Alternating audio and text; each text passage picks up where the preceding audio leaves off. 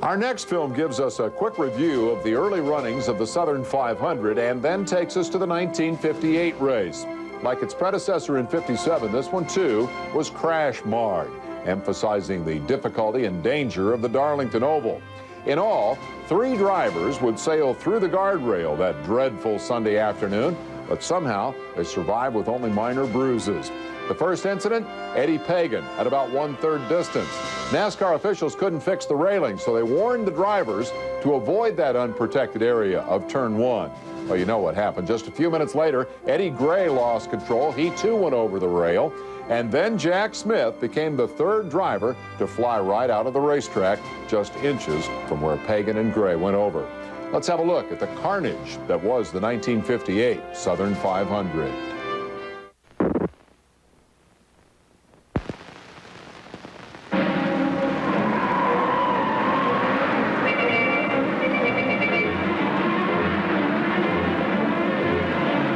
There must be a faster way around, and these men must find it. Each year, the greatest stock car pilots in America prowl the track at Darlington, South Carolina in search of speed. Here is the challenge: to run a little faster, a little better than anyone has ever run before.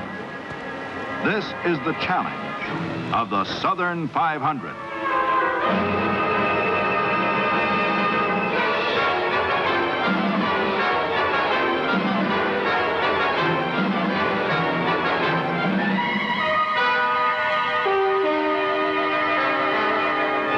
Darlington is the fastest stock car track in the world.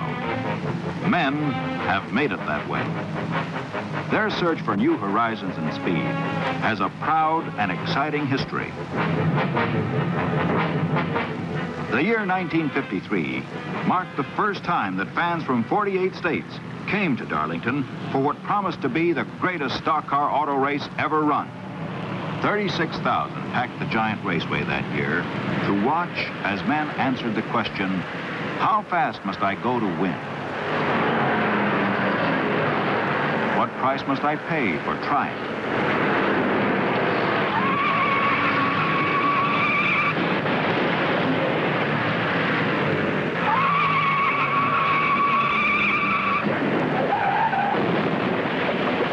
When the dust settled, Buck Baker had brought home a winner at a speed 15 miles per hour faster than any previous record.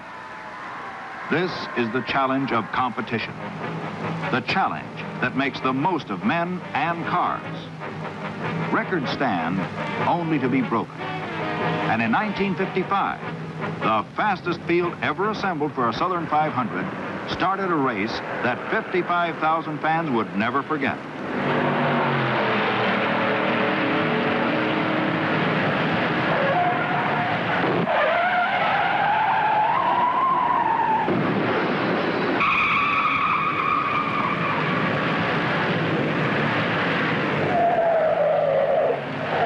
Largest crowd in stock car auto racing history watched the greatest show south of the Mason-Dixon line.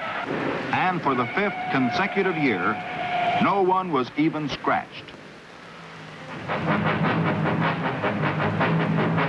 Through the years, stock car auto racing has made the American automobile safer, faster, and more dependable. Stock car racing had been America's greatest automotive proving ground. And in 1956, almost 70,000 racing fans gathered to see a show which has grown faster than any other in America.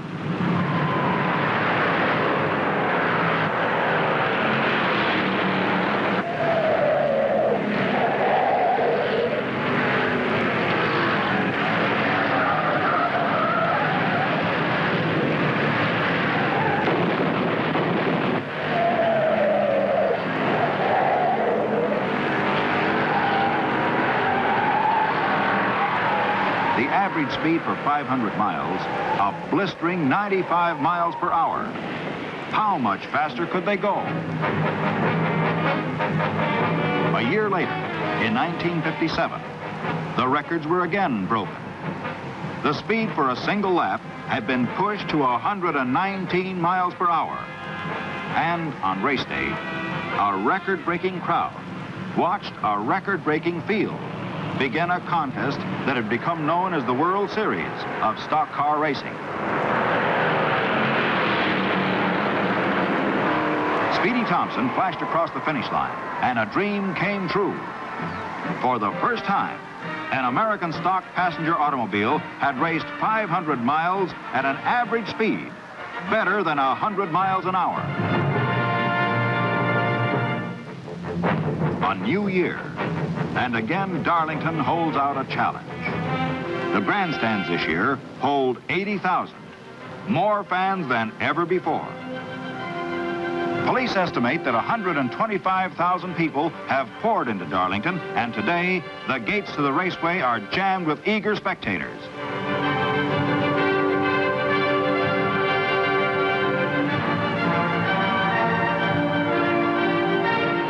Cars are rolled to the starting line, and once more, another page in the history of a great raceway is written.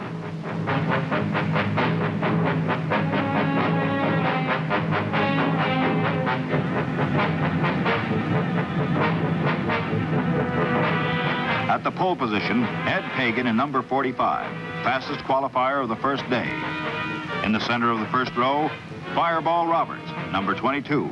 Fastest qualifier of the entire field. Outside front row, Joe Weatherly, number 12. Teammate of former winner Curtis Turner, pilot of number 26. NASCAR National Champion Buck Baker.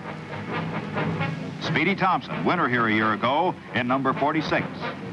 The parade lap begins. Once around the 1 3/8 track to gather speed for the flying start. The next time they come past this starting line, they will be traveling better than 100 miles an hour. These men and machines are not alone. They are carrying with them the hopes and dreams of mechanics and drivers who have challenged the Darlington Raceway through the years. This race, this 500-mile classic, has grown because men have always searched for the faster way around.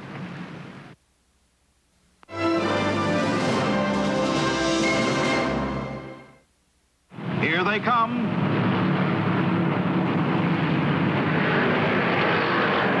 They're off.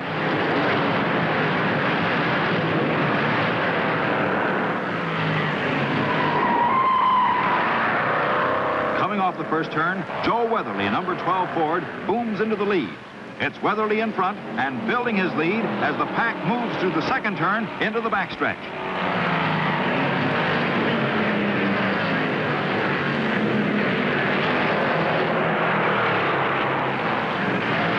Pagan and number 45 challenges in the third turn. This is going to be a race. The crowd is on its feet as Pagan's number 45 makes a bid.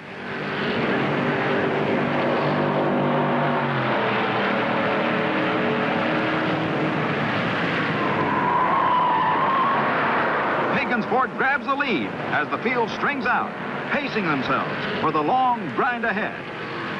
Speed for the first lap is 115 miles an hour. On the backstretch, Pagan hits 120 miles an hour, but Weatherly's Ford stays in there, and moving through the fourth turn, he moves next to the leader. On the front stretch, he's fender to fender with Pagan as they overtake slower cars already one lap behind. Weatherly takes back the lead. Look at that boy run.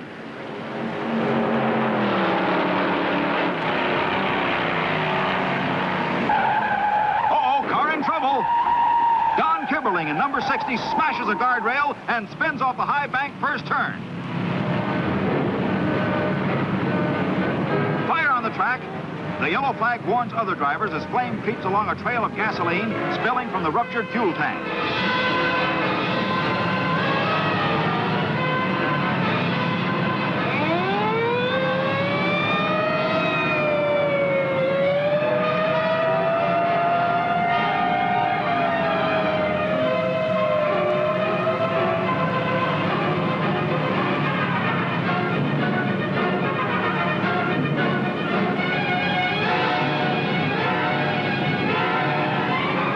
Under control, and safety crews work to clean the track surface of oil and fuel.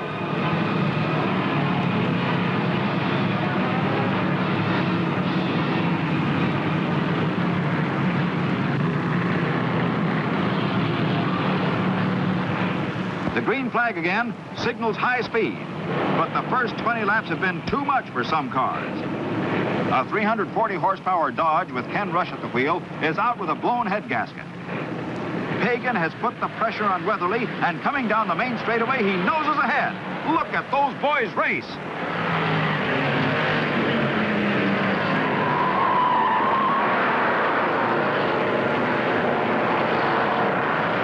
Turner in number 26 pours on the coal in third place, with Joe Eubanks in number 6 right behind him in fourth.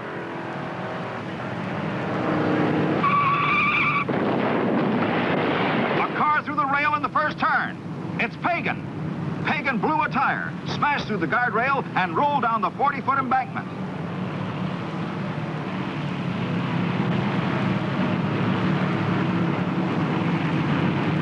Signals from the safety crews slowed the race. Pagan's car rolled end over end after blasting through the heavy steel retaining fence, yet Pagan is unhurt.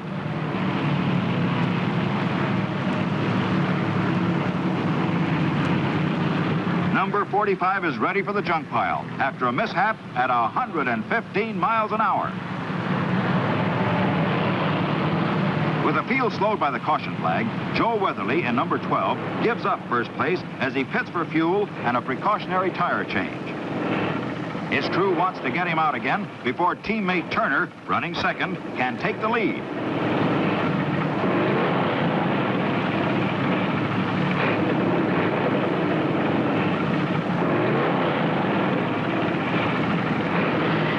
There's the green, and Turner's number 26 comes storming onto the fourth turn to take first place.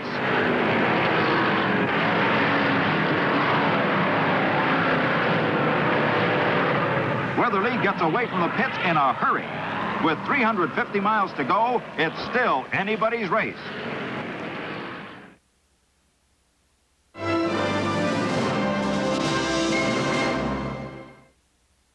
On the backstretch, Fireball Roberts eases into the pits for fuel and fresh tires. His smooth, fast pace has kept him in third place. The fastest qualifier of all 48 starters, he has kept within striking distance of the leaders without straining his car. Curtis Turner, winner in 1956, is burning up the track at 120 miles an hour. Fireball Roberts, charging back from his pit stop, turns the track at a steady 43.5 seconds, 113 miles an hour. But that's more than some cars can do. 20 feet of guardrail disappear in a cloud of dust as Eddie Gray loses control in the first turn. He's all right. Auto racing safety equipment kept him from injury. Joe Weatherly, in number 12 Ford, pits for the second time within 100 miles. His car isn't handling right. And there is his teammate, Curtis Turner. Only serious mechanical difficulty would pull both front-running team cars to the pits in the same lap.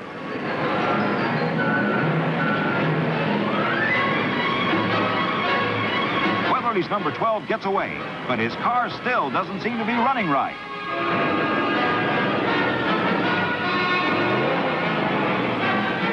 Turner is impatient to be on his way, but the mechanics haven't found the trouble in his engine. There's the green flag. Time becomes even more precious now.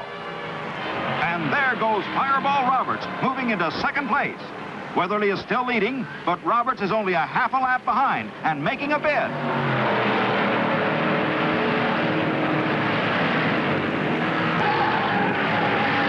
Suddenly, 2 tons of automobile traveling 115 miles an hour disappears from sight.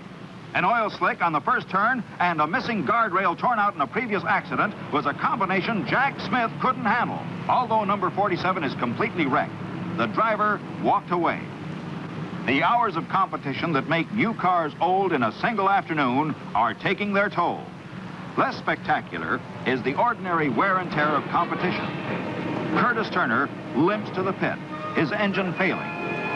Turner is a hard man with an automobile, demanding peak performance and a little more for the full 500 miles. Turner is out of the race.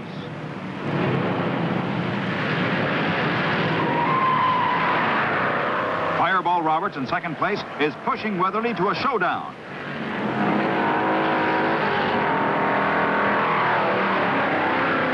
Roberts has boosted his lap speed to 118 miles an hour.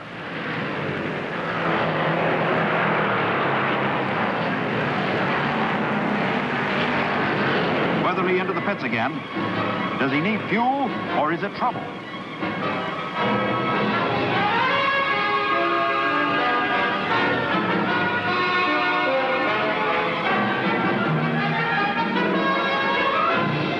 His hood is up.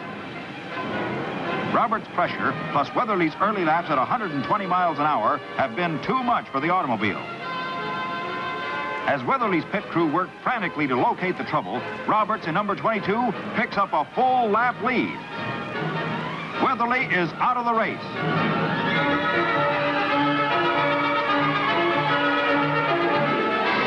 For some contenders, there are months of work and effort lost. Right on schedule, Roberts comes through the first turn like a familiar freight train. He's more than a full lap ahead of the competition and setting his throttle for a new 500-mile record.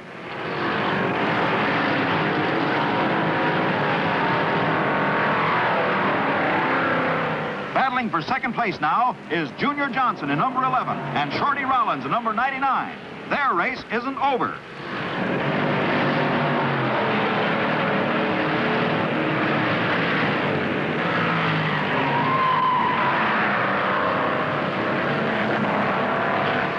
Buck Baker, former national champion and a smooth driver, eases into second place. Baker plays it safe and waits out the competition.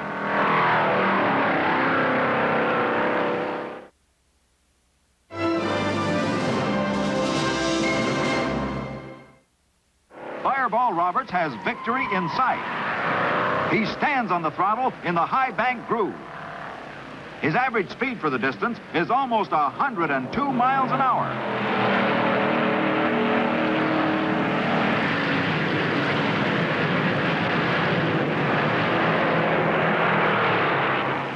The white flag. 363 laps down and 1 to go.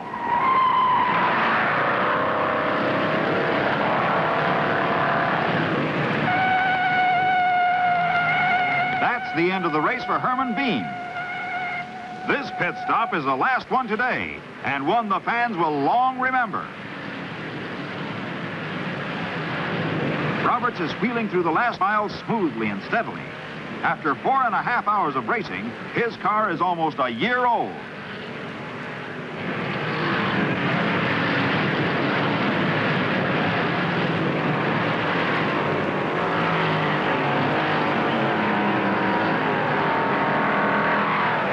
Roberts in a Chevrolet wins the Southern 500.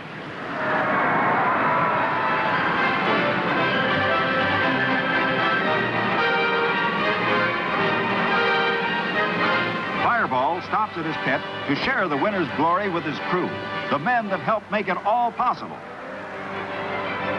On to the winner's circle. Fireball Roberts, last year voted NASCAR's most popular driver, is one of the 5 men who have competed in every Southern 500. He was only 20 years old when he made his start on this track and finished second.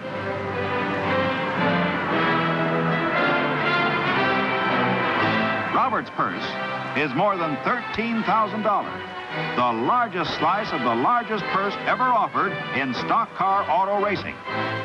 His average speed for 500 miles is a new record. Better than 102 miles an hour. For 500 miles, Fireball Roberts walked the tightrope. He pushed his car and himself to the ragged edge of endurance, but never beyond. As Roberts entered the winner's circle, the mechanics and drivers of other cars were already at work, correcting the mechanical failures that can be discovered only at high speed.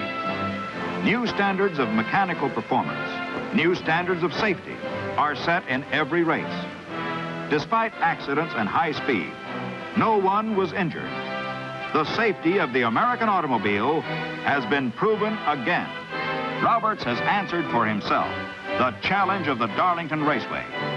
He has set new records which will be tomorrow's challenge for all other drivers. He has proven again that Darlington is the fastest stock car racing track in America, because men have made it that way.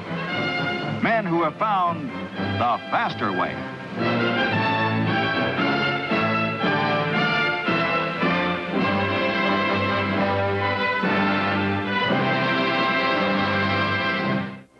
You know, in the late 50s, Fireball Roberts was the king of the big tracks. This was his 5th career superspeedway win, 3rd in a row for the year 1958. And remember, back then there were only a handful of superspeedway events on the schedule. Fireball won this one by 5 laps and led the final 169 circuits. Next up, same cars, but a whole different atmosphere.